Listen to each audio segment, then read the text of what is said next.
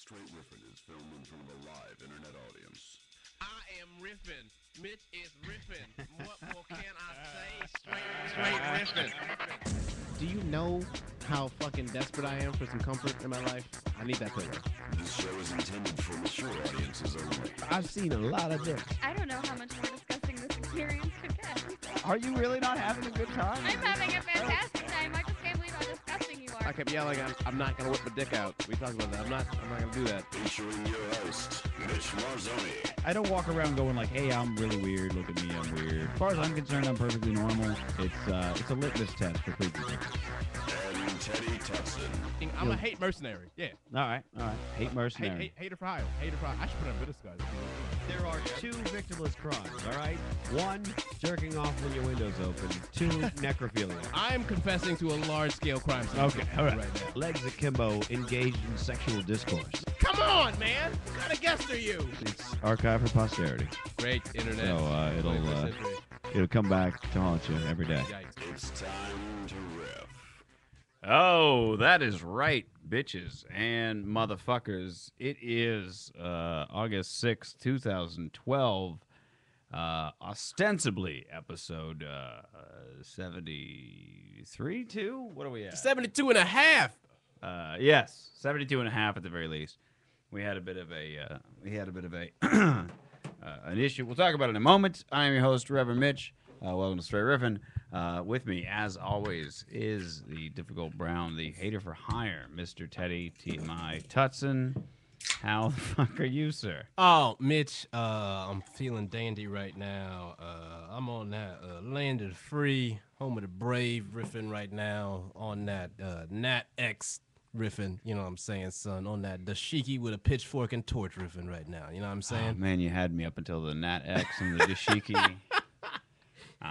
You lost me on that. I don't know where. I don't know what the hell that is. It's always a good time for dashiki, Mitch. All right, I don't know what that is, but all right. It's a dashiki, it's the African all right. garb, Okay. if you will. Okay, and our guest tonight is not here. Not the fault of the guest. That was our own mishap.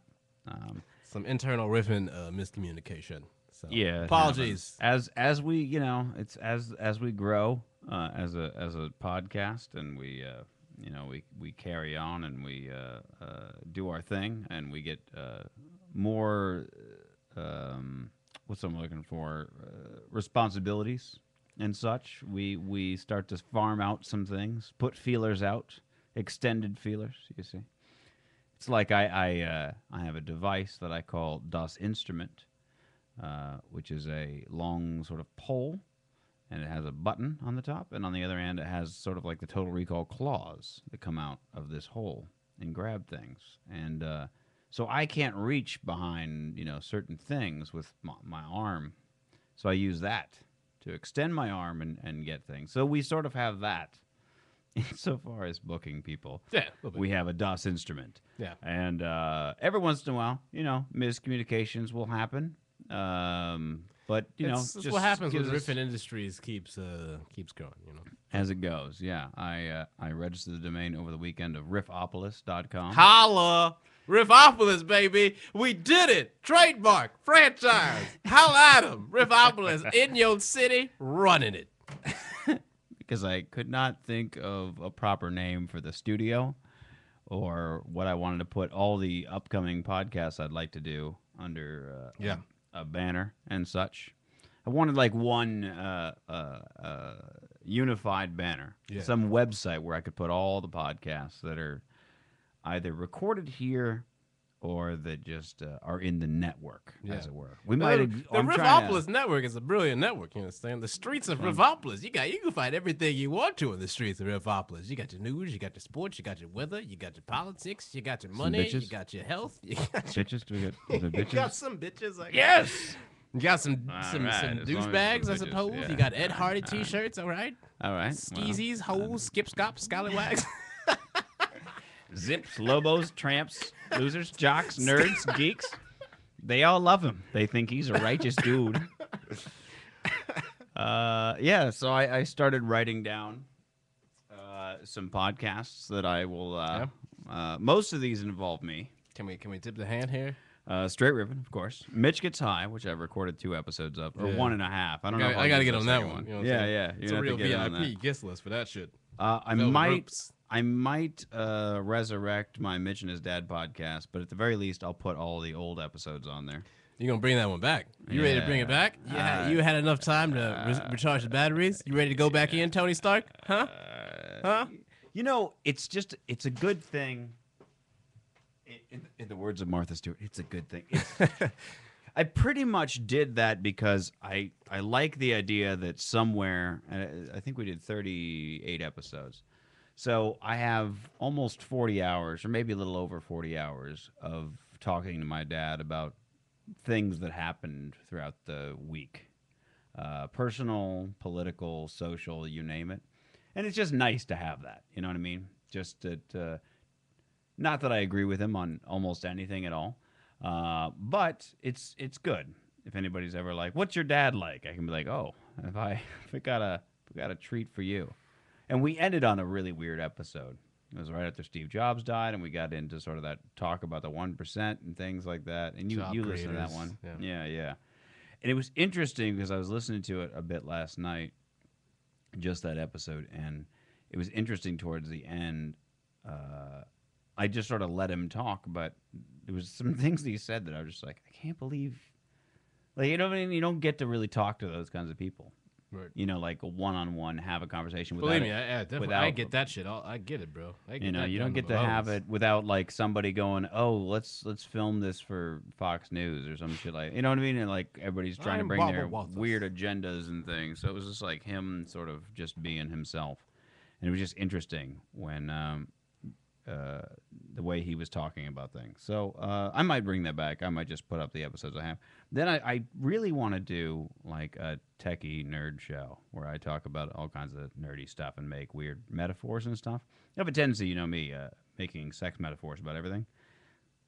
And I think there's a place in this world for a tech show that curses. So vulgar tech is what I'm Vulgar gonna tech. call it. Yeah, Vulgar tech. I like that. vulgar tech. That's a good working title. That's a good working title. I You think should it might copyright work. that. You should And copyright then last on the list, just I forgot to add. There's one more after this I want to add, but Okay. last on this particular list is the Untitled Teddy Politics Show. that. The long fabled, much discussed show that you always toss out every now and then. You need to have your own soapbox somewhere. You know right what I after mean? the vulgar tech show hour. Well, I mean, I don't know if it's going to be an hour. No, like, I don't know if I it's get going to be it. like I a understand. live. I get You it. know, I- okay. I know. Stay tuned after Vulgar Tech for Teddy's very angry politics yelling at your face show. Bro, I tell you, you could put that on so many T-shirts. Teddy's very angry politics yelling at your face show. Sell like hotcakes. I would have bootleg vendors in Inglewood passing that shit out like it was nothing, son. Cedric feels me on that. Yo.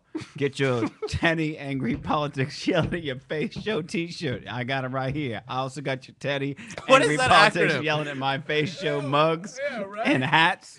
Yo, car flags, son. Yo, I'm all on the game, baby. License plate holder. I'm employing all the street vendors. Inglewood, what up? Azusa, holler at them. Let's see. Let me see if I can work out the acronym. Teddy's very angry politics yelling at your face show. That's Tavapiaphus. Tabapiapus. Got your Tabapiapus shirts right shout next out- to the KFC. Shout out to my Tavapiaphuses.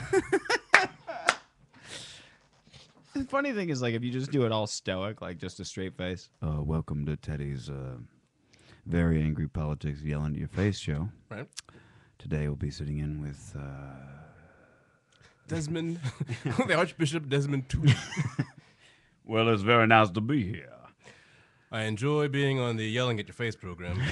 I must admit to you, there's far less yelling at my face than I expected. The other week I was listening to Tavapiaphus. And I believe you were yelling at the face of a man who seems to think Ron Paul is a valid choice for an election. Well, I don't know how you booked Dale Earnhardt Jr., but You know what's weird is actually in Phoenix there's a Ford dealership, a chain of Ford dealerships, probably the biggest one. And if you ever saw the commercials, you would think that you were on like some weird acid and watching Raising Arizona. But it's Dale Earnhardt Ford, not the Dale Earnhardt. The Intimidator. A different. Oh, a Dale. different Dale Earnhardt. Yeah, and I'm not Just a guy. not making this up. He's been running commercials since the fucking I assume 70s, but they were all over the place in the 80s. And it was a Dale Earnhardt, and he'd show off all the Fords, and at the very end he'd say, "I'm Dale Earnhardt, and that ain't no bull," and he would point to a guy on a horse. You know, like in Raising Arizona, it was I've painted Arizona, unpainted. You know, I got the finest unpainted boudoir, you know, and then best deals in town, and my name ain't Nathan, Arizona. So they very much and that ain't no bull. And then, you know, I think at one point they may have actually used a bull, which screwed my whole mind up because I was like, but that is a bull. Anyway, so you need to come up with your Teddy Very Angry Politics Yelling at Your Face show. Bro, that'd be the best that'd be the best promos of all time, son. If everything was like real NPR sweaty balls style. Welcome to Teddy's Very Angry Yelling at Your Face Politics Yelling at Your Face show. You know how persecution is just a thing that you deal with every day? And you know how white people be... You know how white people be changing the conditions of the game, make it seem like they're ahead when they're so far behind they think they're in first. You know how white people be telling you the person with the most votes wins, and then as soon as a black guy gets the most votes, then it's not true anymore?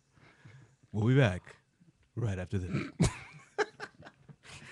Good times. And then it's got to be like a barbershop quartet that takes me out to the to the bridge.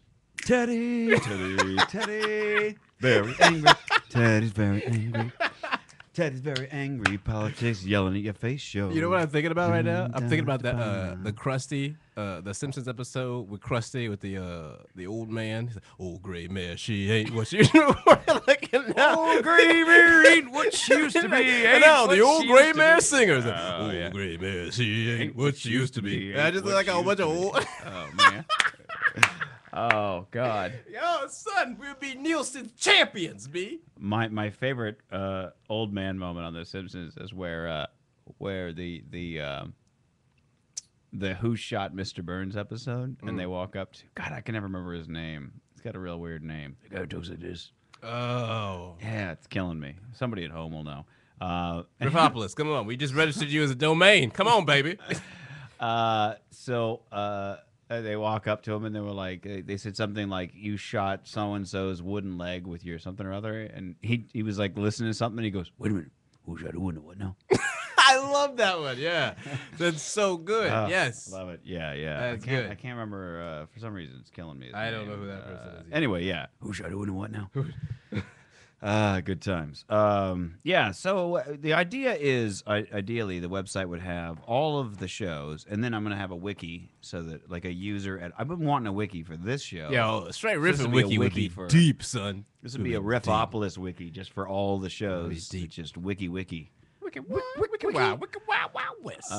So that users can go on and add their favorite moments or explain things. Jargon. We got a whole riff and jargon now. We didn't. So if you're listening to an episode of Straight Riffin' or Teddy's Very Angry Yelling at Your Face Politics show, which has now changed names 4 times because I can't remember it. And you're like, what is this reference to? Everybody on the couch knows something about being black. You could look up the couch, and it'd be like the couch was a mythical, spot in the. And we didn't land on the couch. Well, I mean, you did, but all right. The couch landed on you. What if there was a dude in Malcolm X's speech like, well, I mean, you actually did a little bit land on. Like, what if you? I mean, let's be fair. If the rock landed on you, you wouldn't be here. That's a big rock. I mean, Mr. X, to all due respect, wait, Mr. Brother X. Mr. Brother God, you know what I'm saying? I love you, you my brother. You my brother, you know what I'm saying? That's a big rock, baby. I'm just saying, that's a big, I mean, you laid it, I mean, I know. Get your hand out my pocket. Oh my God, that's hilarious. Oh video, man. Oh, I would love to see that. The guy he's on his side but wants to fix all of his Just had, like, metaphors. worst historical interruptions of all time. 407 years ago. I mean, Abraham, it was like 3.5 score, but like, if we won't be particular about shit, I mean, like, I'm sorry, you changing the course of history, go on. Yes, good times. You know, I mean, not for nothing, Mr. Martin Luther the King, but that was a very detailed dream. You ever think about dream interpretation? I mean, I'm just saying. You know, I mean, you got some crazy dreams. I want some of what you having, baby. You know what I'm saying? This is... Oh, bitch, hold up. Oh, my God. Wait, no. Oh, my God, man. I'm mad at somebody. Oh, God, you heard talking about Luther King after he got off there. Like, hey, Martin Luther King. That's a real detail. Hey, Mr. Martin Luther the King. Look, I love you, baby. Lucid dream, but, too? yo, Can you teach me how to lucid dream, baby? let me ask you, in this dream, were you able to run at all? Or was it feel like you were swimming the whole time? Because I found it like, if I try to hit a bitch, I can't do it. It's like I'm swimming. Did you actually see America becoming less racist? Or Let me ask you something. Do I become a rich man? Or like... Wait, who was this like old high-pitched dude that is like... That's why I'm like, I can't control. Like, if this dude's like, hey, Martin Luther the King. Like, you know, like, oh, my God, son. Like, I can't handle it. That's too good. That's too good, man. I don't know that the children are blessed whose faces get smashed against rocks. I mean, that seems a little... You're going to offend people with speeches like that. I don't know why he keeps like changing into like very slowly. He's turning into an old black lady. I'm just saying, Marie Antoinette, you may not want to let everybody eat cake. You know what I'm saying? Like, it might not end well for you, baby.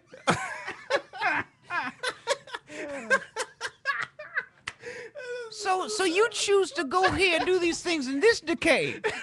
I mean, that's a lot of work is all I'm saying. I'm not asking my country to do a lot, but like what? I mean, I'll pick up some trash. So like, if it's one giant step from mankind, are women excluded from that shit? Because that seems real misogynist, Neil Armstrong. Know what I mean?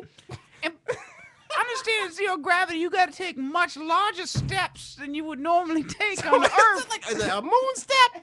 Is it like 3 Earth steps? It is kind of a giant step for just a regular dude, you know. You don't have gravity and shit. Man, we're just gonna carry this on forever. We should start a whole podcast on Riffopolis as just historical interruptions. Oh my God, son, that'd be the best. Yo, we gonna kill it. We got the niche game on lock. Oh my God, that'd be the greatest podcast of all time. Following me, yelling at your face program. That's gonna have to be. That's gonna have to be a skit. Let's go. We've got to do amazing historical interruptions over the course of history.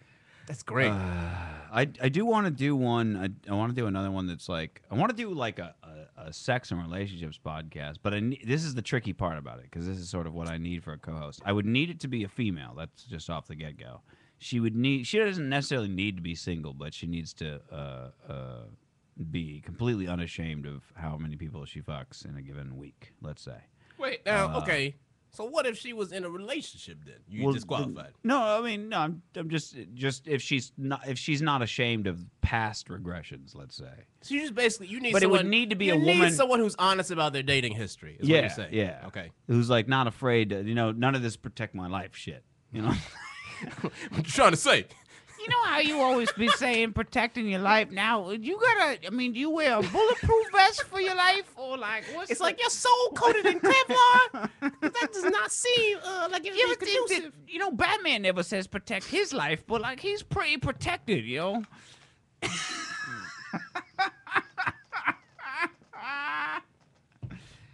Excuse me, what's Gotham's reckoning mean anyway? Like what? Cause I reckon Gotham's got a lot of, got a lot to answer for. I mean, I get it. And what are these games? Are we talking like the games are gonna be getting? Are we talking like Parcheesi or like poker? What kind of games are beginning? Cause I'm partial. I like a good game of Parcheesi. Like, imagine that dude like on that just like. I don't like cricket though. I don't want to play no cricket. But like Parcheesi, like cool. in the fucking warehouse. Chess. Like, excuse me. I know I was just mopping in the corner, but like, who you reckoning for everybody? I was gonna go visit my grandma. She live up the road. I don't want to get reckoned on the way. Is all I'm saying. Are you like urban, a light rail reckoning or like country road, Subaru reckoning.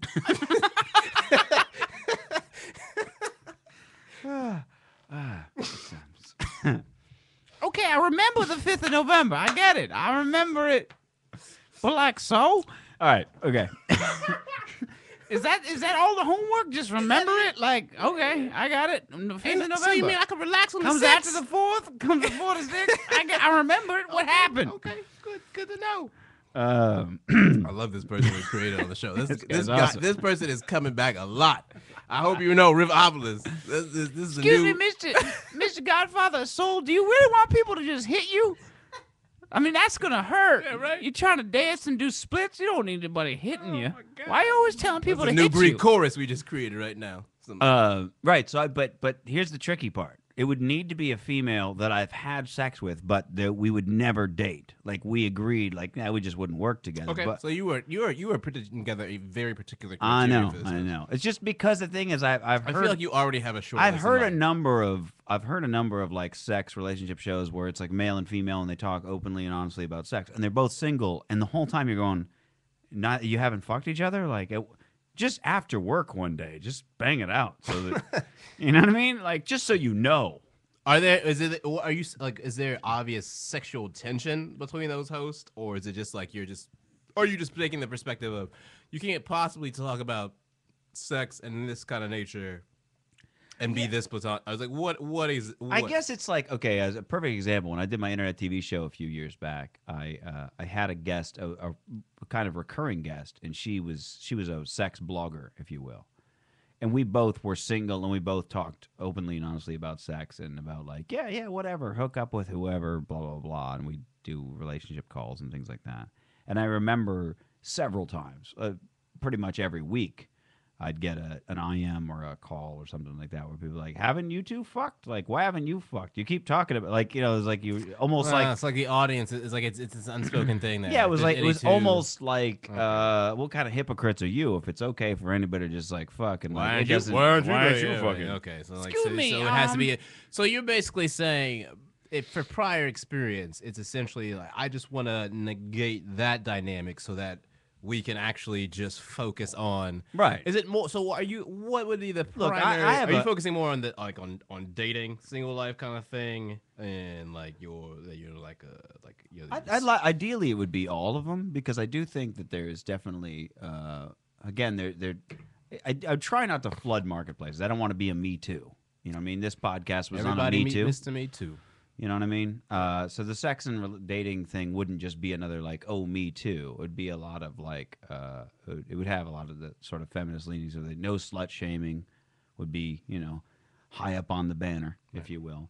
Mm-hmm. But then there'd be, I think sort of, my problem with a lot of them is that they're so goddamn flowery a lot of times where it's like it's the flowery language and it's a lot of like It's much more abstract. yeah, kind of- it's like what you need to do is just if you're having sexual problems with them, you just you come together and you talk, and just tell him, listen, you're not meeting my needs in the bedroom, and he'll understand. It's like no, that won't ever happen. Like you're never gonna say that to him, and he's not gonna take it the way that these flowery people are saying. You're gonna have to bring it about a totally different way. which would be. I would say the best way to go is suggest something you do like. So And like then- if you so like I enjoy What's that? this. Perhaps we can maybe work this into Don't our. do that. No, Nope, no. that's not when how you're you in go. bed, you go like, Oh, what? in bed. Yeah. So yeah. okay, what's the let's Like okay, let's say Mitch has been given a guest editorial spot in an article of Cosmo, and he gets a whole okay, page. let's put it this way. Let's say you're a female and you're going, my boyfriend doesn't ever go down on me. All right, And I age-old feel, conundrum. and it's like I feel weird. We watch movies where people go down on people or whatever the fuck, and like People do that. I don't know. I'm just Hey, saying, you like, know- whatever the thing is, Wait, is there like a whole section at the Blockbuster? going Netflix? down on bitches. Excuse me, I'm looking for a romantic comedy where Like, is that what that person does when they're not interrupting history? They just go around looking for those DVDs. I need some pussy eating videos. Oh my god. Just pussy So eating. where is the cunnilingus section? Okay, so I go need ahead. to get some of that. He's an androgynous character at this point, but Yeah. They have no. It does. They have no. There's those sex and relationship things when they call up and say, "Oh, my boyfriend doesn't go down on me that much." It's always like, "Why don't you use some scented oils or flavored lube?" Or like, "Why don't you just tell him that he doesn't blah blah?" And it's like, no.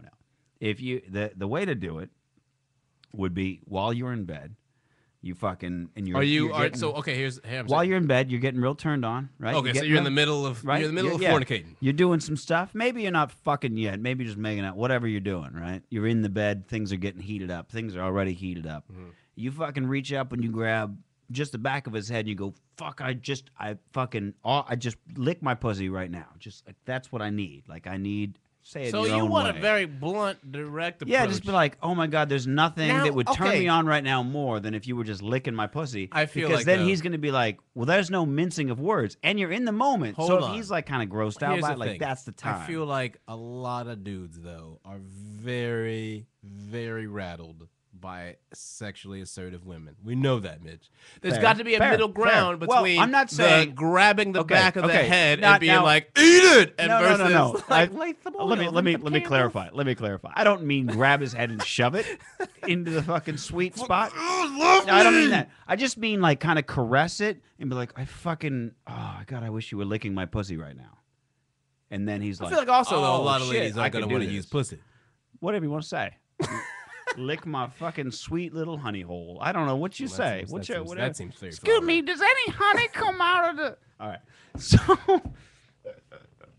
lick the So a much more whatever your word. That's the other thing is I'm I not also saying would, I'm not saying but- that it's a good. I mean, I think that it's pretty dumb, but I think that there are a substantial amount of dudes, Yeah. heterosexual dudes, that are very, very off put by. I'm with women. you. I'm with you with the aggressive, and that's why I was saying it's more like, you know what would really turn me on right now is this thing. But if you say it in that direct sort of way, like, "Oh my God, I wish you were licking my pussy," Now- and you're just holding his head, you're not slamming. here's what- I'm just here's saying, my- like you're playing with his There's hair. no counter, okay? He would go. They then say, shit. "Bro, Right. that shit is gross.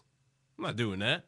Well, then it's time to fucking go find yourself a man that On the that's road gonna- again. Yep, there you go. I can't wait. Need to find yourself a man who's going to yodel in the canyon. See, this is part of the sexual right. I think that far too many people have this weird. Oh well, we shouldn't fuck until we know how we are with each other. We should, like until we know if we're going to have a relationship. And there seems to be like a contingent of that. Or females I've known that are like, "Oh, it's so hard to date because everybody just wants to have sex," and it's like, I'm not going to fuck some guy that I'm just never going to see again, and all this different stuff. And I go, well, see, you're kind of shooting yourself in your own foot here in a weird sort of way, because if you're sort of putting it as like this sort of prize to be won, and let's say you're fucking terrible in bed, like you're not imaginative, you don't go along with anything, not a good you're very person. vanilla, all this different stuff, and so you pull this dude along, and it's like, all right, we went to 25 dinners. That's the requisite time for you to, now you can put a finger in there, or whatever the fuck have you, whatever your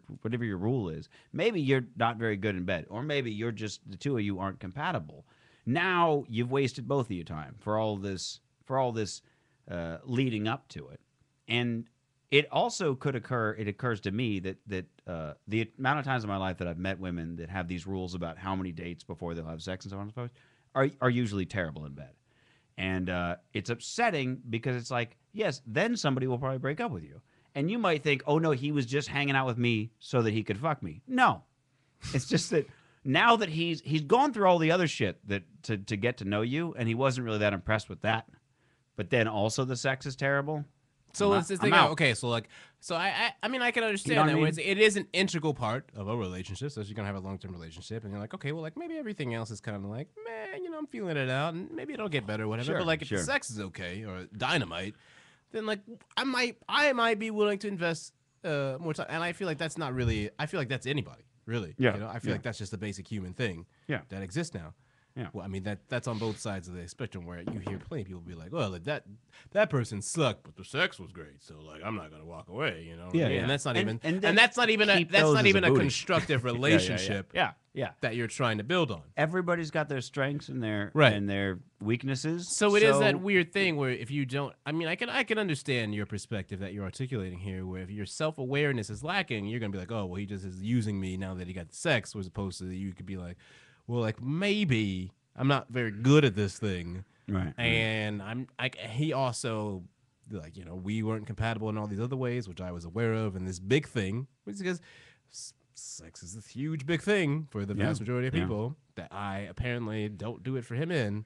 So Have you ever had a situation wherein you were like, me and this person don't agree on a lot of different things, but sexually we are right on top? No, I've never had that. No, okay. Never had that. Kind of figured that was gonna be a no. Had to ask. I am like, I've always been fascinated by that mentality because it seems Right. so illogical and self-defeating. Do you know what I mean?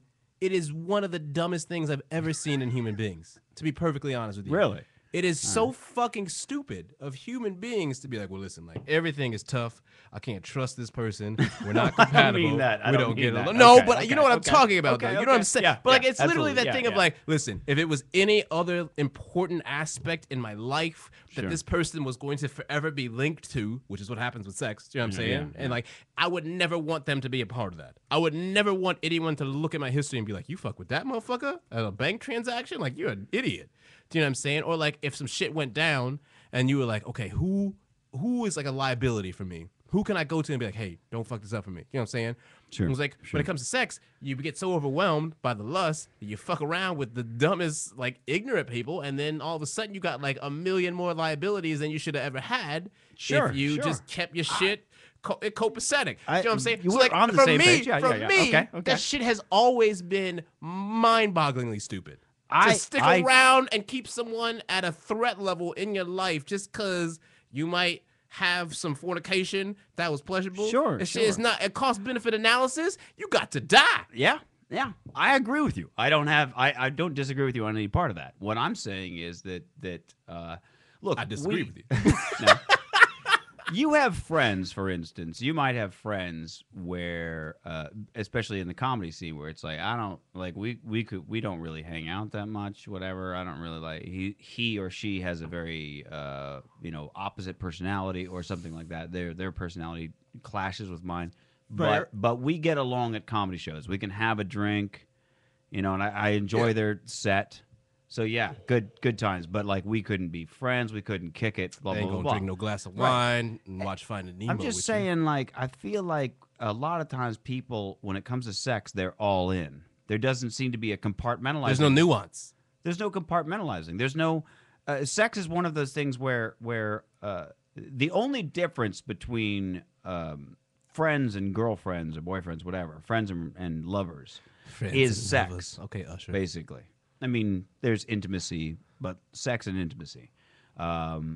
Insofar as, like, again, if your friend was to call you up and be like, oh, yeah, look, I can't make it tonight. I'm going to go bang this chick. You'd be like, all right, cool. I'll talk again next week. But if your lover said that, game over. So what I'm saying is it was more compartmentalizing. If you were to say, like, well, sex is just another aspect of things that you could have in common with people. If you were able to disconnect it from the emotional aspect, Ideally, that would be nice. in yeah. theory, communism, essentially. You know what I'm saying?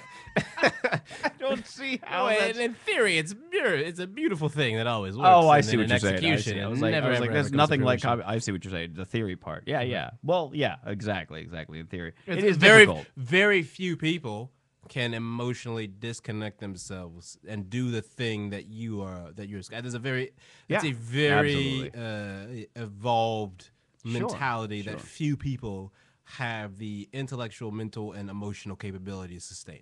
That's fine, and I whatever you're gonna do, but also, if that's the case, you need to recognize that in yourself. And so far as it's a you higher know what I level. mean? I think that's what we're both. I think this is back and forth. A higher level of self-awareness. Yeah. I feel like most people don't critically examine their decisions and their life actions and consequences for the kind of linear thing that they are. It's a very easy thing to just think, oh, in the abstract, you're like, well, this thing happened and this thing happened, as opposed to being like, well, maybe I am doing things that continues to place me in a situation where this is happening. That doesn't mean to say it's going to happen all the time, but I think especially for something like the people you bring into your life as partners sexually, as lovers, companions, if you will, for coitus. Lover. Okay, like that shit yeah. isn't accidental. That doesn't just happen. You know what I mean? You bring in someone to do the damn thing with in that capacity. So I feel like a lot of people have a very it's a very lazy, kind of almost laissez-faire sense of being like, well, like, yeah, I had sex with all those people, but like, it don't mean I had to, like, you know, mean I have to look at myself and do some real soul searching. So, you know what I mean? I feel like that happens a lot with a lot of people. Yeah, does that make sense? Not up until the very last sentence. I feel like a lot of people when they're like when it's the kind of same thing where it's like with I guess relationships I don't and think sexual that partners. I don't think I need to look inside myself. I don't think you do. fuck I'm not. bitches or I'm not whatever. talking about you though. You know what I'm saying? I'm not. It's not directed at you. right. But I'm saying a lot of people though who haven't. A lot of people who haven't given the level of thought that you have given to the kind of things that we are discussing right now. I would say. Okay. A lot of people look at their relationship or sexual history and they don't see their own person and their own agency in that. Is what I will say. Okay, that's fair. Okay. They just see partners that happen to come into their lives and leave. Sure, And they sure. don't see how they are ultimately sort of the crux of all of those things. Is Sure. what I'm trying to articulate. Sure, Does that put Yeah, it yeah, yeah. Okay. I think that it's interesting because the numbers thing. You know what I mean? The old like how many people have you been with? That numbers thing is a conversation I've never had with any girl that I've been with. We've had discussions about people who have discussions about numbers. You know what I mean? But there is a thing in society, very much so, where as a woman, every number that you add to your list, sort of, society wants to chip away a piece of your soul in exchange It for that. delegitimizes you. Exactly.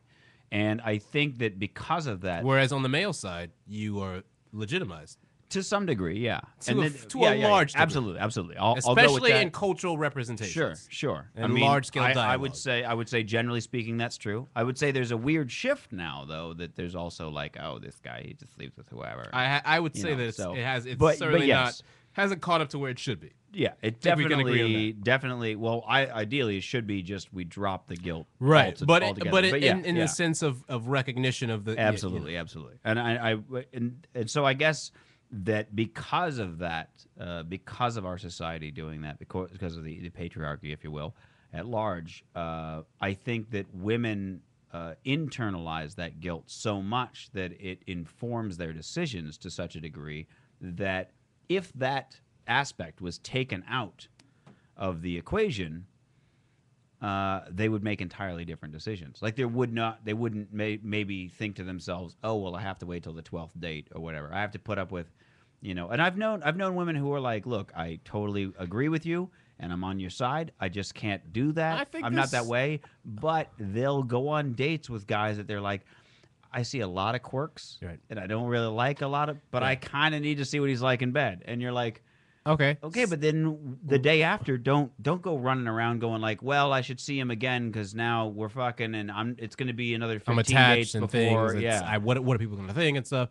That's Well, I mean, how- but that's how people it's get into not- bad but I mean, relationships, but you it's know? also there are very real concerns that are on the female side. Like, well, what are people going to think? I'm not saying that they're legitimate, but I'm saying in terms of recognizing the reality, Sure. in terms of what they are mentally processing, Sure. you've got to give that to consideration. I feel like this is a very good way for us to segue into our riff of the union. Kind of, we didn't really get to do the riff of the union. We're riffing of the whole union thing right is riff of the- now. Okay, Oh, all right. I was- Well, officially Riffopolis. You're in the riff of the all union, right. okay? Yeah. Surprise, Chris Nolan riffing.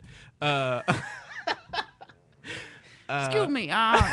So is he here right now? So Can like- I talk to him or so some like, shit? like when you go down the elevator. So I think this is the thing that's very interesting about this particular election that we're seeing a lot. When you look at the gender gap between Obama and Romney, and a lot of the things that you're articulating, which is that sense of you can't really have a culture where women feel entitled to full autonomy if they have all these mental considerations that they have to go through for doing the things that men will never ever have to go through all those mental gymnastics for. Absolutely, yeah. And I think you're seeing a lot of that where basic health care for women is greeted with a fucking Republican saying that it's right up there with 9/11 and Pearl Harbor, on the floor of Congress. And if you're a woman, you're looking at that and you are seeing a very stark gap Excuse between me, your but choices. how does giving people access to proper health care sort of like Surprise crashing attacks some from- buildings and like killing 3,500 people Like at a once? surprise attack on the- I'm just curious. How are they the same thing? It's almost boring. Gil Goffrey-esque almost now. Excuse me. I have a few questions. I have a query. This is in regards to your earlier policies.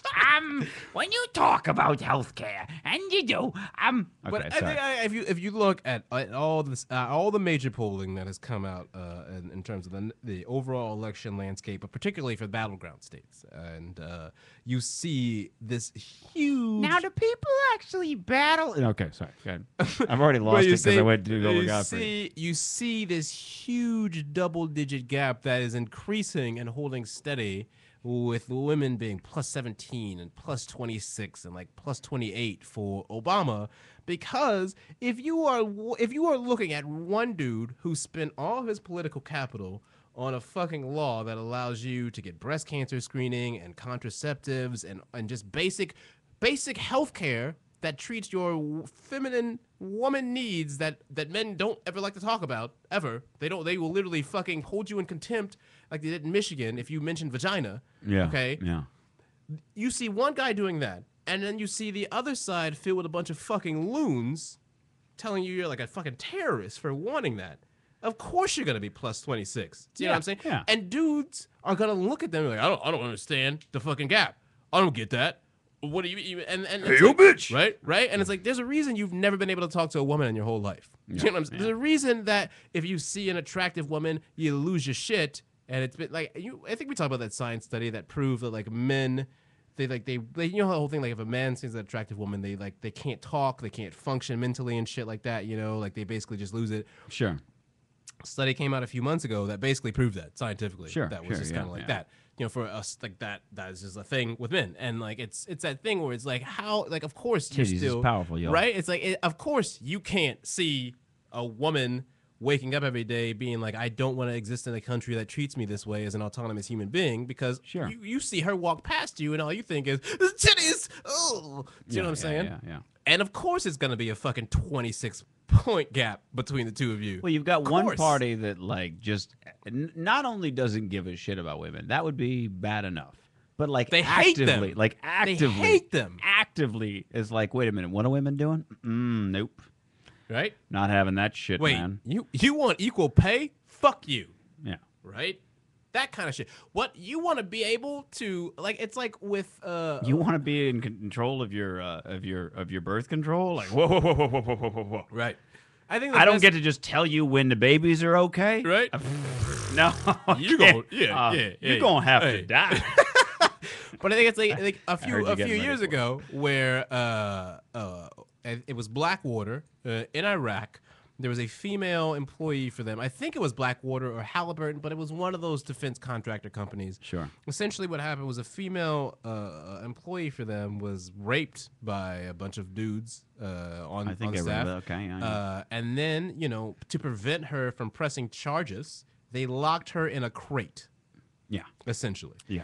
She obviously finally got out, and because of the contract she signed, it would only go to arbitration, meaning this company would never, ever be held accountable at all. Yeah. And so Al Franken, shout out to my man Al Franken, do the damn thing in Minnesota, pushes legislation in the Senate after he finally gets in to hold these companies accountable and basically pass a law in the United States of America in the 21st century that says you can't have a bunch of people rape a woman on staff, lock her in a crate, and give her no judicial access for, Right. Right. some sort of alleviation of that Right. burden. You Some sort can't do that. Justice, for God's If sake. you will, Yeah, to yeah. use a old phrase. Yeah, and you had the And, entire and somewhere there's a guy who stood up like, "Ooh, let's not get too far ahead of ourselves. Yeah, on and if this you now." go and you look at the speeches from the old white men on the Republican Party in the Senate who fucking come out against it, it's appalling.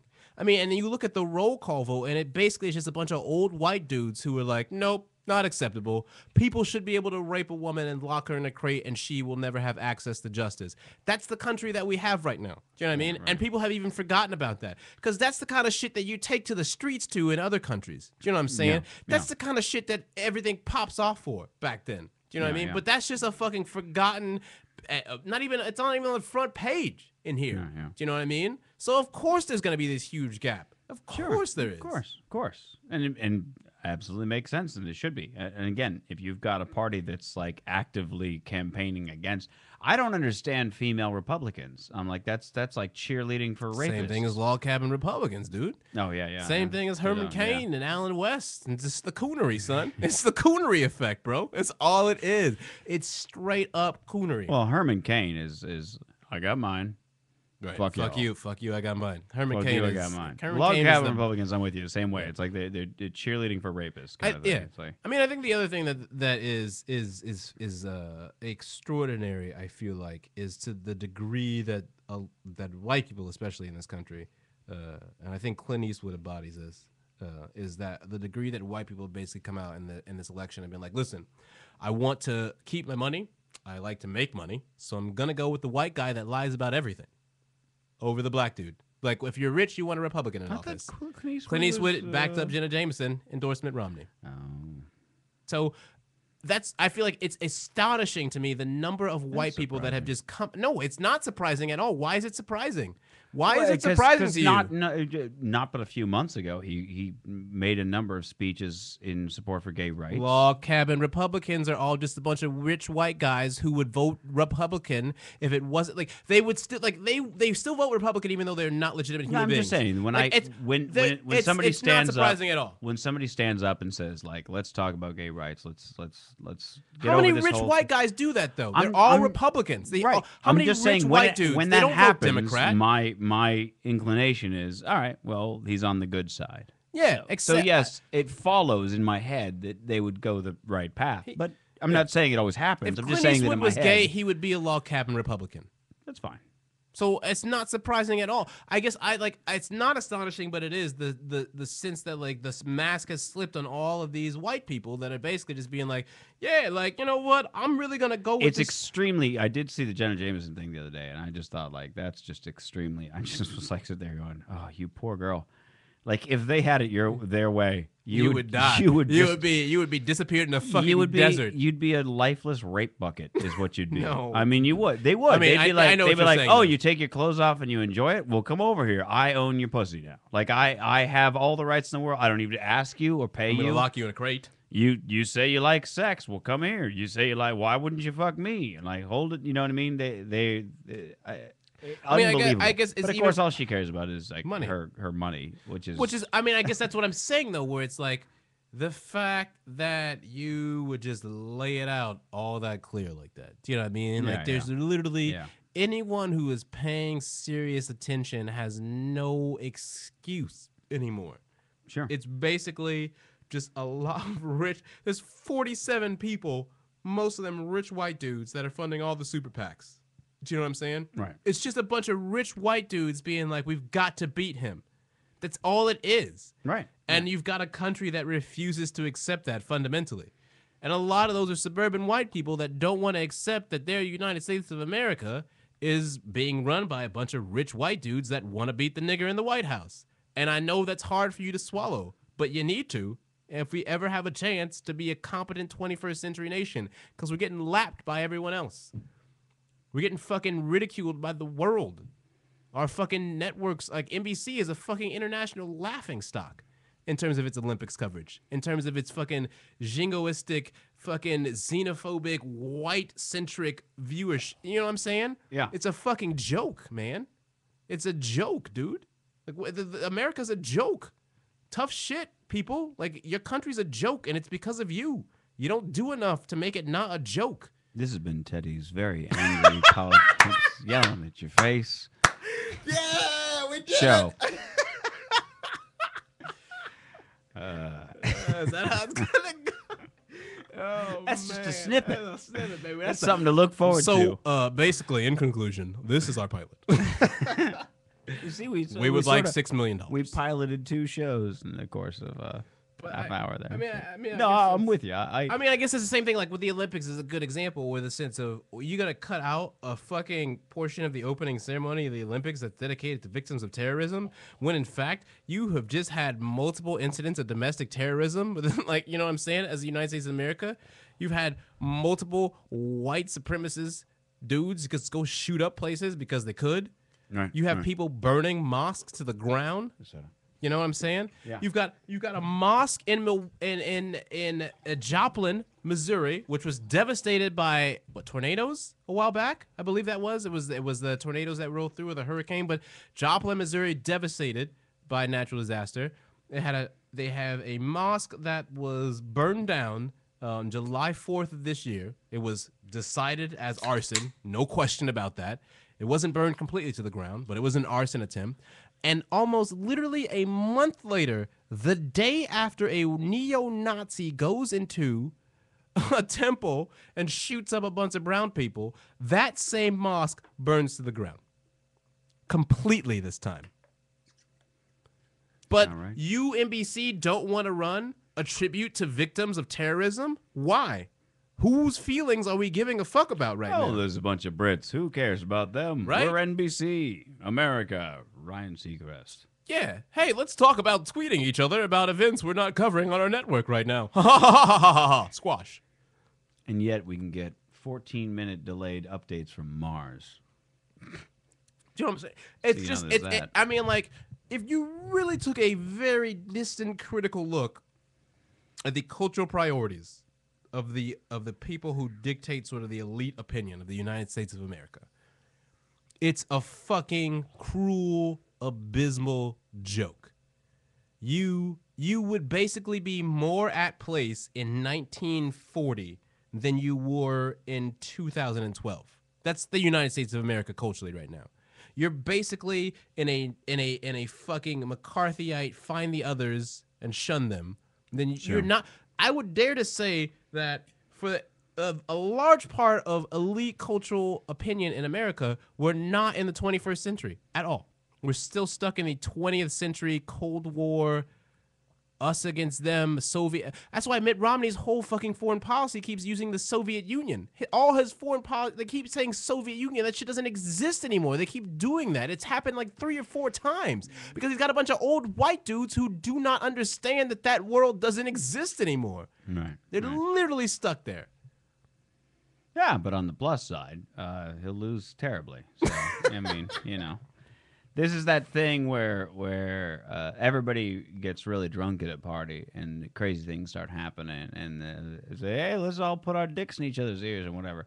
And it seems like a great idea. And then the next morning, everybody's got like hangovers and they're like, oh my God, did Steve put his dick in my... I put my dick in Steve's Got a ear. lot of dicks in Oh ears my last God, night. it was Yeah, this is a lot of dicks. Let's all pretend this didn't happen. Like, I feel like that's sort of the Republican Party right now. Like, in 2013, they're going to be like, oh, I wake up with a hangover, like, oh, did we let that guy run? And just, I'm hoping. That's the hope.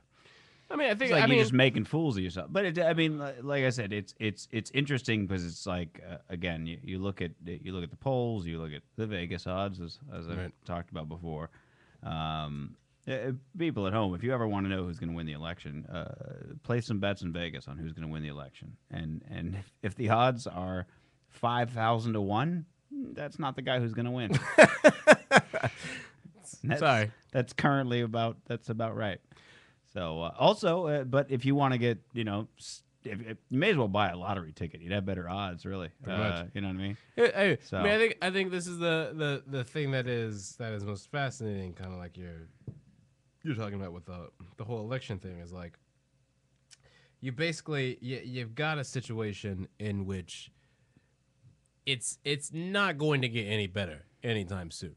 Do you know what I mean? Like we haven't even hit this part of the election season in which Americans start paying attention, which by itself is a fucking international disgrace. America, I don't know if you're aware of this, but most other countries have this real limited kind of election window, and they don't have this multi-year, fracas that rich people can just buy off. I will say, I don't think in recent memory, I don't think I've ever seen less of a big deal made out of elections than I have this year. It seems very strange that it's not as I mean, obviously, just before Obama was elected, people talked about that election for like a year and a half. It Right. feels like this one, like just at the last minute, everybody's like, "Oh shit, get our papers together. They're coming." Like we gotta like. Right. It's strange. It almost doesn't seem like it's an election year because it's a few months away now. Three, Well, and it's three like I say, it's like, months? you know, and no one starts paying attention until after the conventions, which, like, I feel like that's one of those things that you hear all the time in standard American journalistic, political journalist coverage, which is one of those things where, as someone like me, you hear and you think, I don't really think you understand how fucking ignorant that makes you sound as a country. We're like, well, we don't start paying attention until after the conventions at Labor Day, a couple months before the election, where it's like, well, maybe you should have a shorter fucking election so you actually pay attention to things that matter and happen. I mean, you're not playing catch up for 3 months because you have a journalist society that doesn't work anymore, you know? But I think that like outside of that, you really have a situation where people don't realize what's going to happen at the Republican National Convention. You're going to have, Rick Santorum talking like a crazy person as a bigot.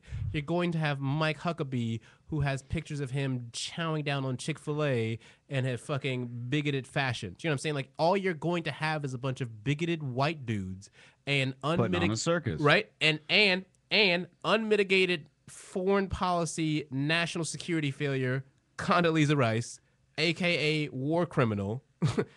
You're going to have her up there, and she's also pro-choice, which a lot of Republicans don't know as well. So that shit's going to come out. And then what? Mitt Romney's going to cap it off? Mitt Romney's going to be the fucking capstone on your convention? That dude's going to get people excited? It's gonna be a hell of a Have circus. you seen how fucking depressed people are to vote for him? That's the thing that I feel like is an open secret in this country. No one is voting for Mitt Romney because they like him and they like his policies. Right. If it was that case, he would have sewed up his nomination months ago. That's why everybody's making the Kerry connection, if you will, because it seemed to be the case with John Kerry. Although I'm still to this day very surprised Kerry didn't win the election. I mean, it was very close. Well, also- it was nowhere near as. Here's the thing. That is a shitty comparison because Kerry's favorability numbers were better. Yeah, that's what I'm Kerry saying. had a lead over Bush. Yeah. Romney will never have a lead over Obama. But what I'm saying is that among Democrats at the time, it wasn't we don't like him but we'll support him anyway. It Right. was we're indifferent. Right. But he's definitely better than Bush. And John Kerry still didn't- hadn't yeah. been running for president for 6 fucking years. Right. Mitt Romney has been running for president almost as long as Obama will end up serving in office. Right. And no one likes him still. In Yeah. fact, they actually grow to dislike him more the longer he runs for president. Here's a fun fact. As of all the Republicans that are whining like little whiny-ass titty babies about Harry Reid talking about Mitt Romney not paying taxes, do you realize the only person that's not really saying anything is John McCain, a.k.a. former 2008 Republican presidential nominee, a.k.a. the dude who saw 23 years of Mitt Romney's tax returns? You realize John McCain is not out there calling Harry Reid a liar? Wonder why that is. John McCain has never liked Mitt Romney. Certainly doesn't like Harry Reid. Yeah. Them motherfuckers hate each other, but he's not saying shit. Why? Because John McCain has just enough self-awareness to know he's not going to go down with that sinking ship. Yeah. Just enough. Yeah. And I think that's one of those things where He's not sticking dicks in anybody's ears. 'Cause he knows next morning he's gonna wake up and be right? like, I feel this like was a bad if- mistake. If America had a more engaged, intellectually active political discourse, those kind of subtleties would be picked up on.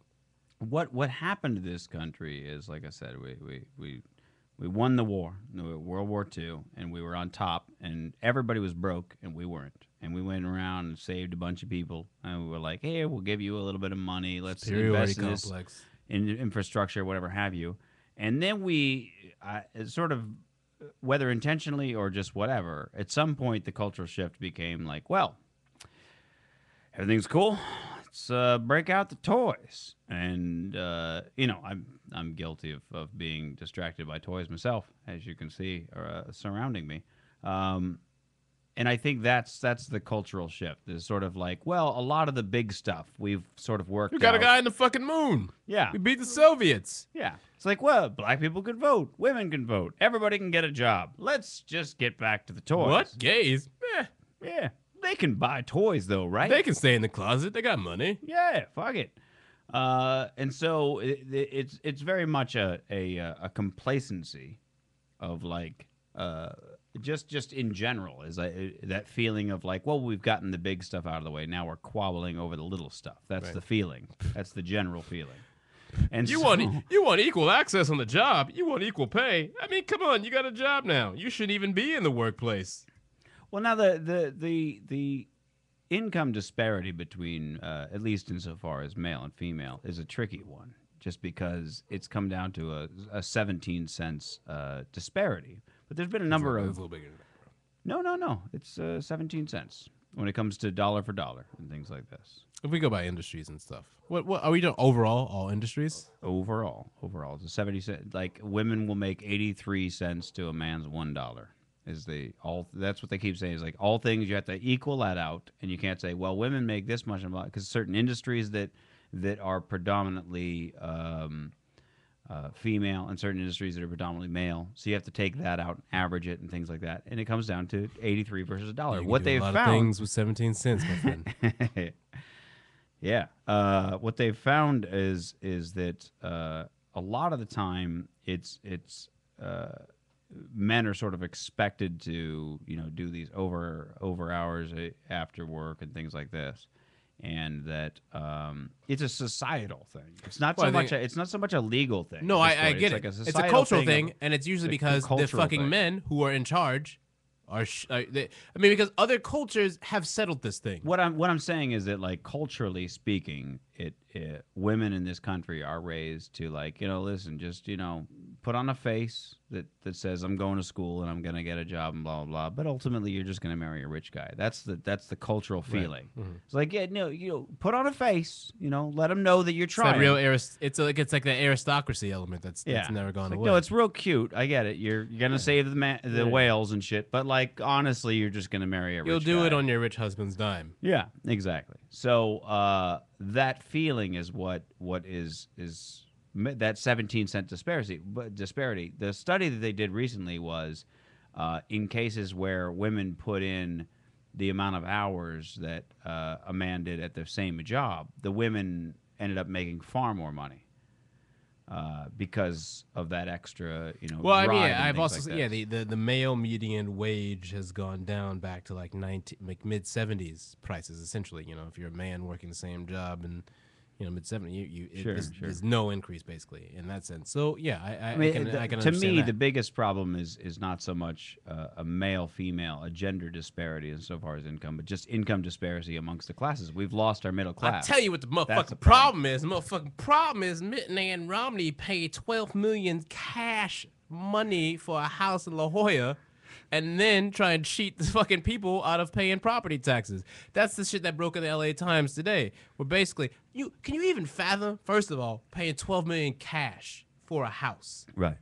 Fucking beachfront house, $12 million. How do you even pay $12 million cash for something? Right. How does that even happen, Mitch? How do you take out $12 million? What kind of duffel bags and briefcases do you put that shit in? I don't think they literally mean cash. No, son. They mean transfer. No, son, you straight cash, son. I'm bringing all my duffel bag boys to your house, son. I'm Transfer. bringing this straight. Come and get Transfer. them money, little duffel bag boys, okay? I'm bringing Transfer. all them fucking bags, son. It's a transfer. Nah, son. Unmarked bills, okay? Listen. Look, my theory is more applicable than your theory. I've worked in a lot of industries. You that ain't dealt never with. seen no duffel bags. No, I haven't. Yeah, because I've you ain't worked- at the level but- yet, son. But I've You worked. don't know I've nothing worked in a about lot of duffel industries bags. where $12 million transactions take place daily. No, son. And I have seen $12 million cashier's checks. I've seen $12 million bonded government, backed up by like 15 investors. Son. My man is bringing like 46 deal or no deal briefcases, B. Okay? Unclicking all them Halliburton joints. I want the okay? house, deal or no deal. I've All got right. $12 million in my Okay. briefcases. All right. Do you want to see all of them? Because I'll open them. All right. But I don't want taxes. Okay. Semantics aside. $12 million cash for the house, right? Mm-hmm. you should. I feel like at that point, you really shouldn't be squabbling with anybody about property taxes. That should not. You should not be trying to literally cheat the city out of property taxes, which is what you're doing. You lied about the fact that your property decreased in value. You lied about that so that you could pay less in property taxes for the house you paid $12 million in cash for. That is that thing where it's like, at some point, if you're gonna vote for Mitt Romney, you're voting for a dude that is a liar. By the way, let me get off politics for just a minute. I had the extreme displeasure to learn about and watch dressage. Oh, the horse dressage, and you have to pronounce it that way. Yeah, no, I fucking. It's like the rodeo versus rodeo. I'm gonna get I get violently angry watching it. And I'm not one of these don't animals are not for entertainment. Look, my cat is for entertainment.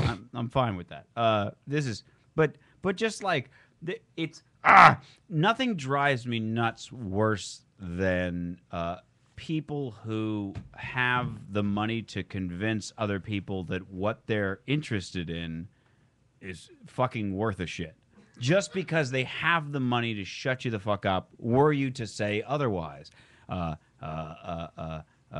Goop Gwyneth Paltrow singing a goddamn country song and making a magazine. Is that there's no reason on earth that you should have that.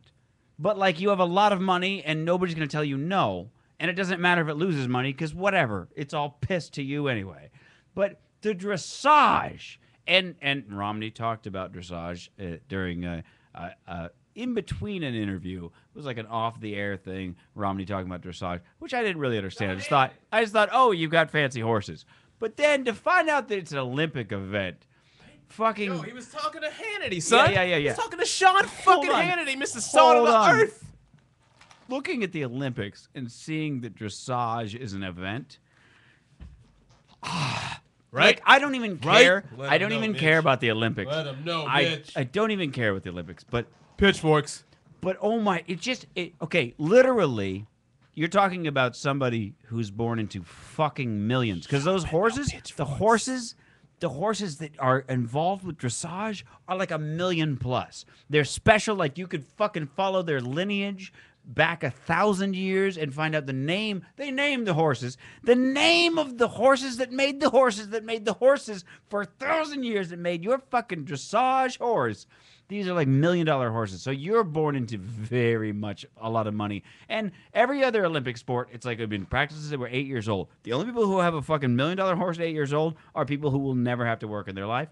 And I can't imagine. Farouk Assault in the building. I have a really hard time imagining that any human alive sits down to watch dressage and is genuinely entertained. I think the only people in the audiences are fucking either hungover and they're like, whatever, I'll watch whatever the fuck is going on, or people who fucking have a vested financial interest in the outcome of the game, and or family members. There's no one who's like, oh my God, dressage, this is awesome. How is that still an Olympic sport for onesies? And for twosies, Mitt Romney is involved with that whole scenario. Can I tell you Him and the that wife? you probably have never seen the recent quotes from the writer of Ann Romney's dressage horse that said that people can afford dressage on a moderate budget? Did you see that?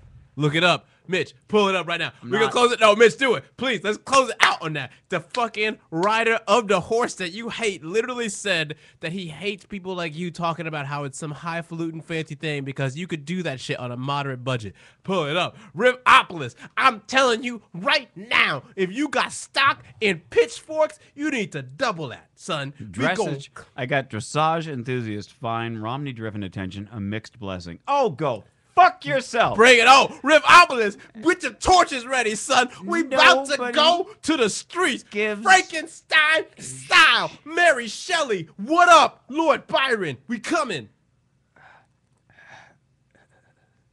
It's just so like, hey, peons, look at this. It's so the emperor's clothes. It's so like nobody gives a fuck about you and your stupid fucking event or the fucking horses. Nobody gives a shit about none of them. But you have all the money. And I mean, the Olympics, Olympics, all the money, none of the fucks. The Olympic committee just whoo. Woo! Talk about corruption. Oh my Oh, God, boy. y'all motherfuckers. Oh boy. Yo, So y'all of course, motherfuckers if is just multimillionaires grifters. are like, listen, we need you to keep this stupid event that nobody gives half of 1% of a fuck about.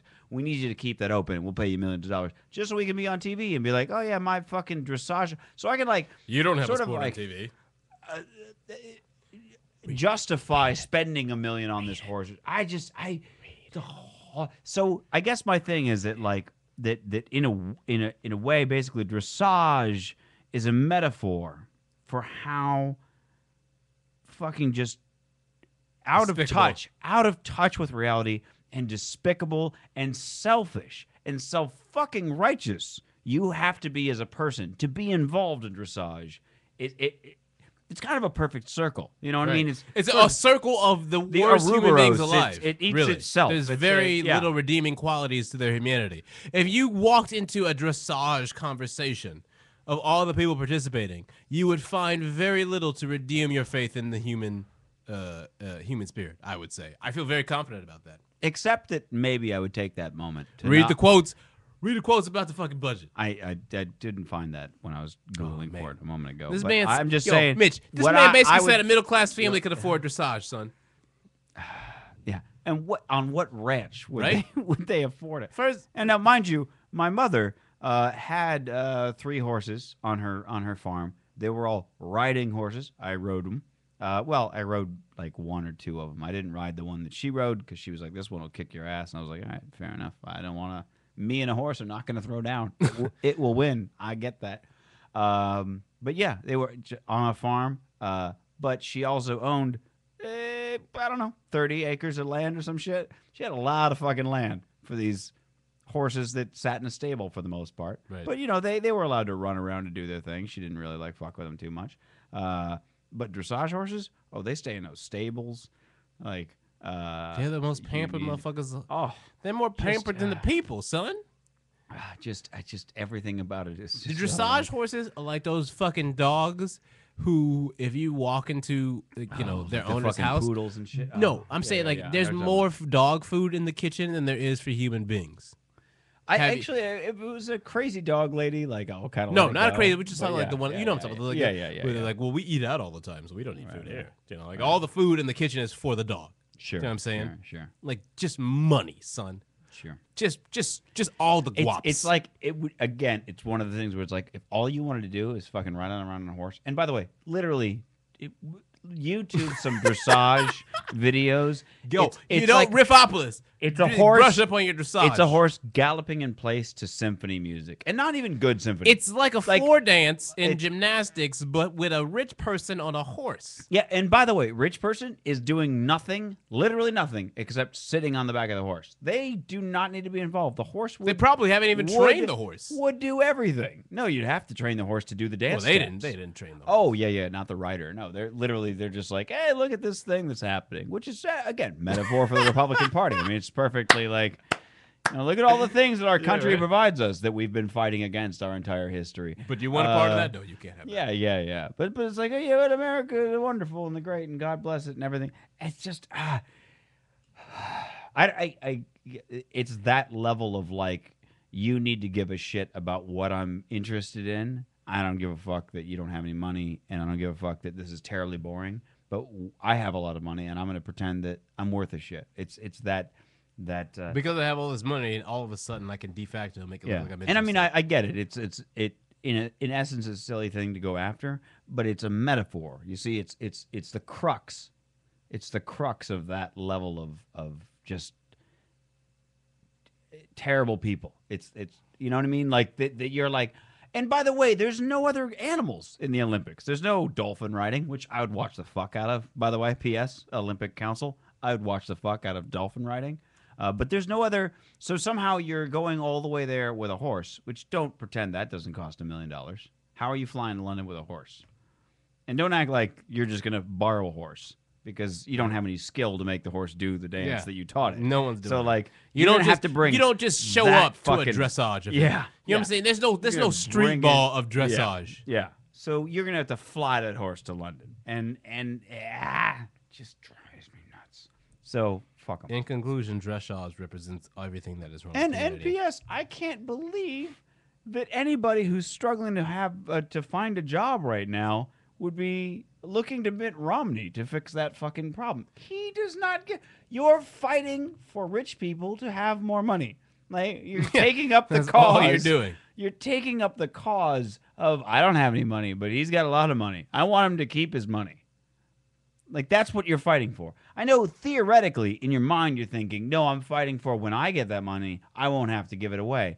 But no, you're fighting. You won't get that money. You'll under never get that money. No. You will You're never get that fighting money. to make sure the person You. who already has all that money You gets will to keep never it. get that money. So you get You'll never get it. You're ever. cheerleading for Do you understand that? You'll Cheerleading your never oppressors. Get the money you think you will get because Yeah. you'll vote for the people that will never give it to you. That would be like the Jews of Nazi Germany saying, "Well, Hail Hitler. After all, he's got a lot of good ideas." Yeah, right. He may not make the bread come, but he keeps the trains on time. That was Mussolini. Damn it. Yeah, and he didn't. He didn't make. He the did not trains. keep the trains on time. No, That's actually, Mussolini. I always, not only I know, did I the always- trains I always not make run that on mistake. time, but all the infrastructure that took up to his that was in place for the trains theoretically running on time had happened before he even rose to power. As it always does. So As it always does. Yeah, but he made the trains run on time. Yeah, Reichstag fire. yeah. So anyway, that's the riff of the union. And like I said, look forward to sometime in the next few months, Riffopolis turning into a full-on podcast network. Somehow I'll have to figure out how we're gonna get Teddy's very angry politics yelling at your face show off the ground. Although yet again, gonna have to kind of come up with a different I think name. thankfully we have this recorded, so we know the first name that you came up with, and we can. That's the off-the-cuff name. Yeah, of like, yeah. yeah, because You know what it is? It's gonna be the working title, and then it's just gonna become the thing. It's gonna be whatever you name it will have to be : Teddy's very angry. It's gonna politics even. yelling I at your face guarantee, show. whatever we name it, it won't be referred to that. It'll be referred to by the silly ass acronym that's You written listen down. to on this Teddy's notepad. very angry politics yelling at your face show. Yeah, he wasn't yelling at my face. He's yelling at your face. All right, I think it was very angry political yelling at your face show, not politics. That sounds silly. Well, I mean, Yeah. either way, however you slice it, somebody's yelling at your face. And my sex and relationship show will just be called Mitch in Your Puss. Of course. Good times. Well, All right, and well on that then, note, all right. I think it's Let's see 72 who's- and a half. Well, more than appropriate to Let's end see everything who, everyone, for your Riffopolis. Eddie Pence next week. I guess that's what the calendar says. Yep. Eddie Pence. Funny man. So look forward to that. Comedian Eddie Pence next week. Thanks for listening, bitches. Thank you guys for listening. We'll be back again next week. And remember, don't vote for dressage. Good night, bitches.